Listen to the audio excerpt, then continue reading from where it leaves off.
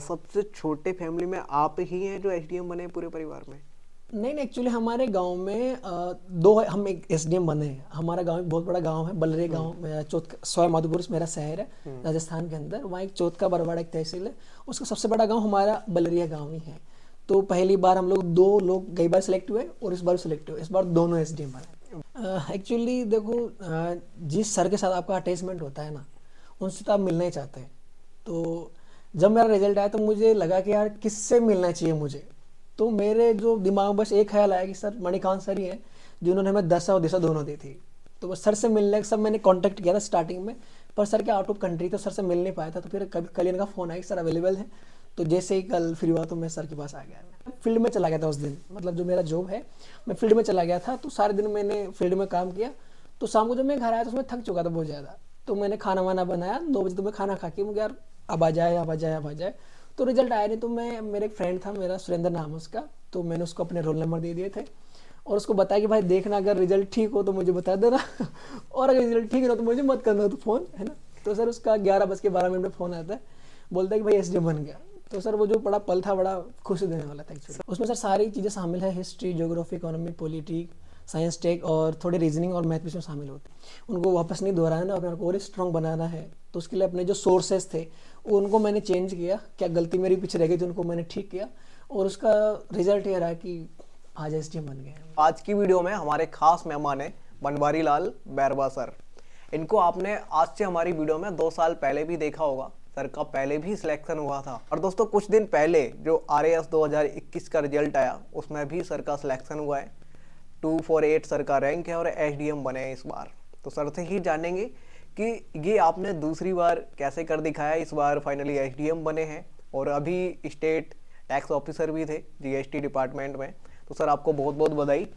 Thank you और very much. सबसे पहले मैं आपसे ये जानना चाहूँगा आपकी पारिवारिक बैकग्राउंड कैसा था, क्योंकि हर स्टूडेंट ये जानना चाहता है क्या अगर हमारे माता पिता अगर कंडीशन अच्छी नहीं है, जी गरीब हैं, तो हम कर सकते हैं या नहीं, या फिर वही छात्र व छात्राएं कर सकते हैं जिनका बैकग्राउंड काफ़ी अच्छा है। तो सबसे पहले मैं आपका यही जानना चाहूँगा कैसा था। सर मैं एक सामान्य परिवार से आता हूँ, और जो मेरे पिताजी है वो एक सामान्य किसान है और मम्मी हमारी गृहिणी है। हम 8 भाई बहन हैं, 5 भाई हैं, 3 बहनें हैं।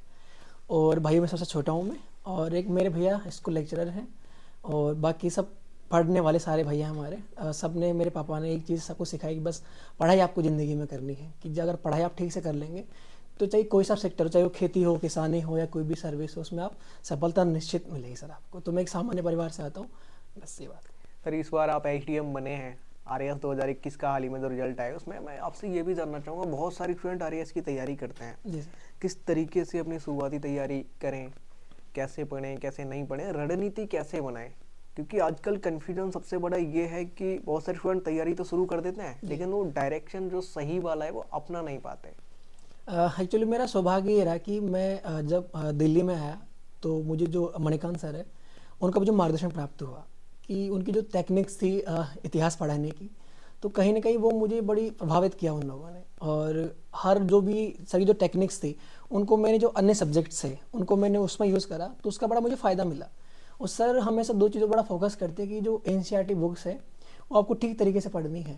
और जैसा कि सर का एक रहता है बौद्धिक जुगाली, सर एक वर्ड बोलते हैं हर बार कि बौद्धिक जुगाली आप करें।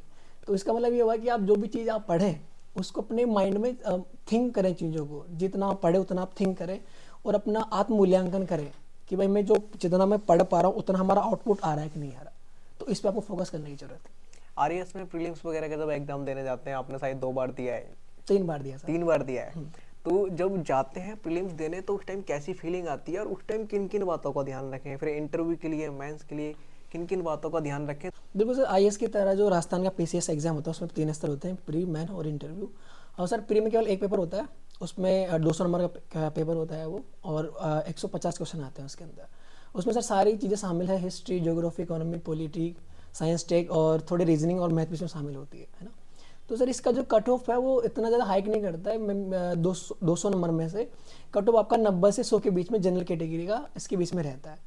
तो अगर कोई भी आदमी अगर ठीक तरीके से रणनीति बना के और अपनी जो सिलेबस है उसको ध्यान में रखते हुए जो पिछले साल के पेपर है उनको उसको ठीक से स्टडी करें तो प्रीलिम्स के लिए कुछ ज़्यादा फोकस उसकी ज़रूरत नहीं है। अगर आप ठीक तरीके से एक अच्छी वे में तैयारी करना चाहें तो उसके लिए जो राजस्थान बोर्ड की किताबें हैं, मैं स्पेशली बात कर रहा हूँ राजस्थान पीसीएस के लिए, तो बेस्ट बुक आपके लिए रहेंगी।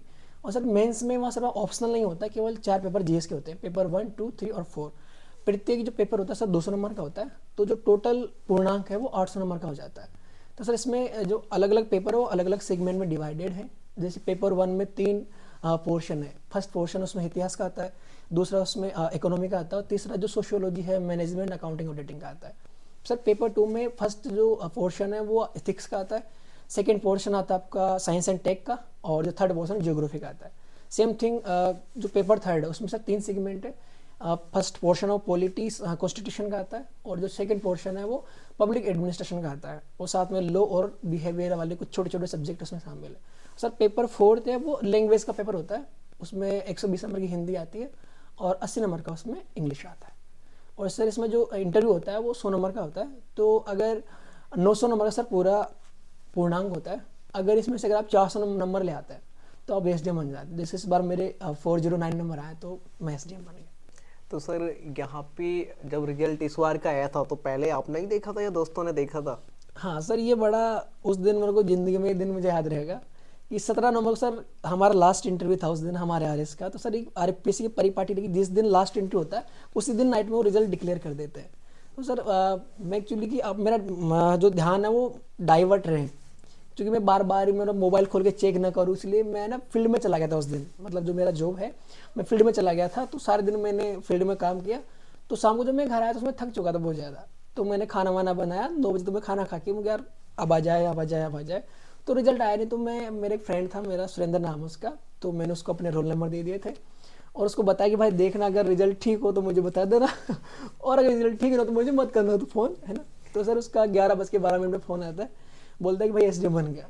तो सर वो जो बड़ा पल था बड़ा खुशी देने वाला था एक्चुअली। सर जब आप जीएसटी डिपार्टमेंट में थे तो थोड़ा सा मन ने ऐसा क्यों चाहा चलो भाई फिर से एग्जाम देते हैं? नहीं, शुरुआत से जो लक्ष्य था वो तो या तो आईएएस या प्रॉपर आरएस बनना था, क्योंकि प्रशासन ही है जो आप लोगों से आपको कनेक्ट करता है। क्योंकि जीएसटी डिपार्टमेंट में काम करते हुए जो कुछ एक सीमित वर्ग है, जो व्यापारी वर्ग, उनसे कनेक्ट रहता हूँ। लेकिन जो अगर आप प्रॉपर आरएस बन जाते हैं, एसडीएम बन जाते हैं, तो जो सामान्य जनता है उनसे जुड़ाव आपका ज़्यादा होता है। तो मैं चाहता हूँ कि मैं जो लोग हैं उनकी जो जीवन की जो समस्या है उन्हें थोड़ा सा सुधार कर पाऊँ, इसलिए मैंने ट्राई किया एक बार और ट्राई करना चाहिए, और इसमें मैं सफल भी रहा अल्टीमेटली। आज आपको कई हजार स्टूडेंट देश भर के देख रहे होंगे, आप उनको क्या कहना चाहेंगे? कई बार होता है क्या है, बहुत सारे स्टूडेंट ये कहते हैं भैया सबसे बड़ा सवाल तो ये रहता है जैसे अगर एक बार किसी भी एस्पिरेंट का सिलेक्शन हो जाता है फिर टाइम ही नहीं मिलता, और आप एक ऐसे एस्पिरेंट हैं कि आपने कैसे भी करके मैनेज कर लिया। क्या कहना चाहेंगे जो लोग कहते हैं हमसे तो नहीं हो पा रहा है अब? देखो ये तो आपके मन में होना चाहिए एक्चुअली, आपके मन में होना चाहिए कि आपको करना क्या है। जैसे मेरा सिलेक्शन हुआ तो लोगों ने मेरा काफ़ी वेलकम भी किया, तो लगा कि यार अच्छा लग रहा है। तो मुझे लगा मुझे क्यों ना और बेहतर किया जाए, कि भी अपनी उम्र भी है, इतनी जिम्मेदारी, शादी वादी भी नहीं हुई, इतनी जिम्मेदारियाँ भी नहीं है। तो मैंने अपना वो फील्ड मैंने तैयार किया। मुझे यार एक बार और जी जान लगा के मेहनत करते हैं, जो पिछली बार जो गलतियाँ रह गई थी उनको वापस नहीं दोहराना, अपने को और स्ट्रॉन्ग बनाना है। तो उसके लिए अपने जो सोर्सेज थे उनको मैंने चेंज किया, क्या गलती मेरी पीछे रह गई थी उनको मैंने ठीक किया, और उसका रिजल्ट ये रहा कि आज एसडीएम बन गए। तो सर अब शादी का प्लान वगैरह है हाल फिलहाल में, या फिर अभी और रुकेंगे तो 4 साल इंतजार करना पड़ेगा? नहीं, शादी बिल्कुल, अभी 26 साल का मैं हो गया हूँ तो शादी तो करनी है, लेकिन अभी एक लक्ष्य और बाकी है, जो अल्टीमेट गोल अपना आईएएस क्रैक करना है। तो उसके लिए तो बस तैयारी अभी शुरू हो गई है अपनी। अच्छा, आपने बताया कि आपके 8 भाई बहन हैं, जी आप सबसे छोटे थे? बिल्कुल, मैं सबसे छोटा हूँ। एक छोटी मुझसे बहन है, बाकी सब मुझसे बड़े हैं। सब बड़े हैं? हाँ। तो सबसे छोटे फैमिली में आप ही हैं जो एसडीएम बने पूरे परिवार में? नहीं, एक्चुअली हमारे गांव में दो है, हम एक एसडीएम बने हैं। हमारा गांव एक बहुत बड़ा गांव है, बलरे गांव, सवाई माधोपुर मेरा शहर है राजस्थान के अंदर। वहाँ एक चौथका बरवाड़ा एक तहसील है, उसका सबसे बड़ा गांव हमारा बलरिया गांव ही है। तो पहली बार हम लोग 2 लोग गई बार सेलेक्ट हुए और इस बार सेलेक्ट हुए, इस बार दोनों एसडीएम बने। वाह। हाँ मतलब आप वहाँ के आसपास के गांव के लिए एक एग्जाम्पल बन गए बिल्कुल दोनों लोग। बिल्कुल बिल्कुल, ये सौभाग्य हमारा कि हमको ये एग्जाम्पल बनने का मौका मिला। दोस्तों मैं आपसे ये कहना चाहूँगा, अगर आप लोग भी तैयारी कर रहे हैं तो हारिए मत, घबराइए मत, रुकिए मत, और जो आपका हौसला है उसको तोड़िए मत, लगे रहिए। उसका जीता जागता उदाहरण अभी हमारे साथ में बैरबा सर हैं। इन्होंने 3 बार एग्ज़ाम दिया था, अभी भी रुके नहीं है, यूपीएससी की तैयारी करना चाहते हैं। और सबसे अच्छी बात ये है, जैसे कि 2-3 दिन पहले मैंने एक वीडियोस बनाया था ग्राउंड पे, तो वहाँ पे मणिकांत सर के बारे में कुछ स्टूडेंट बात कर रहे थे, तो मैं उसी काम के लिए मणिकांत सर के यहाँ पे आया था, लेकिन मेरी अभी सर से मुलाकात नहीं हो पाई। लेकिन अचानक से ही हमें बैरबा सर मिल गए और हमें पता भी नहीं था। हम 2 या 2.5 साल पहले लगभग मिले थे और फिर से यहाँ पे मिल गए। सर मैं आपसे ये भी जानना चाहूँगा, जैसे मणिकांत सर से आप मिलने आई थे, अचानक से मिल गए, मुझे पता भी नहीं था। एक्चुअली देखो, जिस सर के साथ आपका अटैचमेंट होता है ना, उनसे तो आप मिलना ही चाहते हैं। तो जब मेरा रिजल्ट आया तो मुझे लगा कि यार किससे मिलना चाहिए मुझे। तो मेरे जो दिमाग में बस एक ख्याल आया कि सर मणिकांत सर ही हैं जिन्होंने हमें दशा और दिशा दोनों दी थी। तो बस सर से मिलने के सब मैंने कांटेक्ट किया था स्टार्टिंग में, पर सर के आउट ऑफ कंट्री तो सर से मिल नहीं पाया था। तो फिर कभी कल इनका फ़ोन आया कि सर अवेलेबल है, तो जैसे ही कल फ्री हुआ तो मैं सर के पास आ गया। यहाँ पे सर के पढ़ाने का तरीका, जैसे बहुत सारे फ्रेंड मुझे ग्राउंड पे ही मिलते हैं, कहते हैं थोड़ा सा अलग है। आपको कैसा लगता है, आप भी सिलेक्ट हुए? नहीं, बिल्कुल, जैसे मैंने पहले बताया आपको कि जो सर का जो तरीका पढ़ाने का, वो जिस प्रकार से जो क्वेश्चन पूछने का जो पैटर्न है वो चेंज होता जा रहा है। सर ने अपने जो पैटर्न, सर ने उसको अपडेट करा है। सर 2-3 चीज़ बोलते हैं हमेशा कि आप बौद्धिक जुगाली करें और आपका जो इंटरडिसिप्लिन अप्रोच है उसको आप अप्लाई करें। साथ ही साथ में जो इतिहास विषय है या कोई सा विषय, उसमें चेंजेस कैसे आ रहे हैं, परिवर्तन कैसे, और उसको दृष्टिगत रखते हुए आपको अपनी तैयारी को धार देनी चाहिए। बहुत सारी फ्रेंड ग्राउंड पे बता रहे थे परसों कि अब मणिकांत सर जीएस के फील्ड में भी आ रहे हैं, पहले ऑप्शनल भी थे, तो आपको लगता है कि अब उसमें और बेहतर कर पाएंगे? नहीं, बिल्कुल, इस सर की इस बात से बिल्कुल मैं सहमत हूँ, क्योंकि जब सर कहीं बाहर सर पढ़ा रहे थे तो जो उनका कोचिंग का दबाव रहता है कि आपको 28 दिन में आपको मॉडर्न हिस्ट्री खत्म करनी है, इतने दिन में आपको ये खत्म करना है।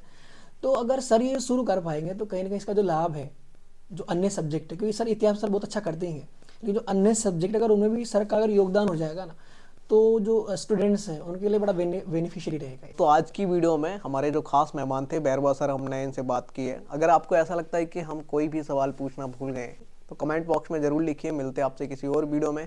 ये वीडियो देखने के लिए आपका बेहद शुक्रिया।